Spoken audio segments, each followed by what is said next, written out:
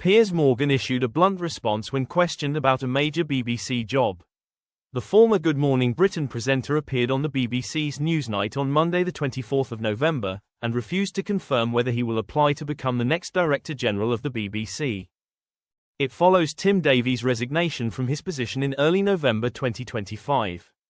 His exit came after a Panorama documentary was found to have misled viewers by editing a speech by President Donald Trump. An article by The Telegraph reported a leaked BBC memo suggesting that the documentary had edited two parts of Trump's speech, which made him appear to encourage the Capitol Hill riots in January 2021.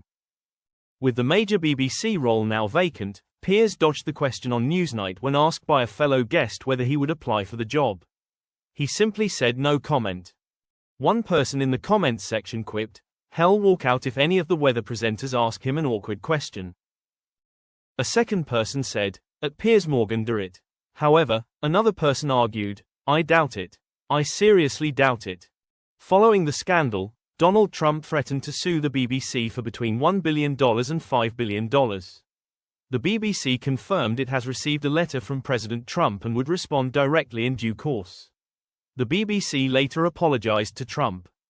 Last week on Newsnight, politician Jacob Rees-Mogg said he supported Trump's right to sue the BBC. He also said that anybody in his country would feel entitled to sue the BBC for libel if something was put out in such a dishonest way. The former Conservative cabinet minister argued that the BBC should settle with President Trump. The Financial Times' Gillian Tett was also on the show and pointed out the number of other organizations that Trump has threatened legal action against, in addition to the BBC.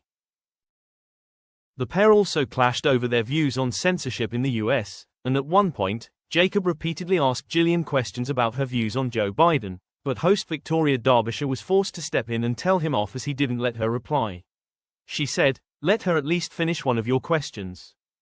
Deborah Turnus, the chief executive of BBC News, also stepped down from her role amid the scandal.